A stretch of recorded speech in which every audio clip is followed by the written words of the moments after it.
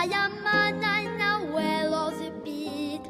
At liwiau a synau, rheiddwydion a ffurfiau, at bethau nad ydynt yn digwydd o hyd.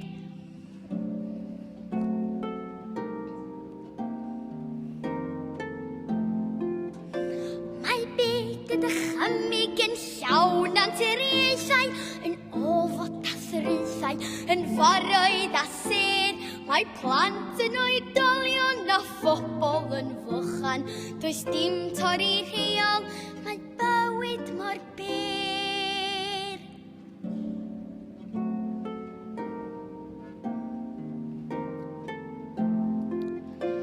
Does dim torri rheol yn myd y dychymig, a hynny am nad oes sy'n rheol i'w chael. Mae popeth fel mynwch ym myd y dychymig, felly dewch ac ymgollwch, mae'r byd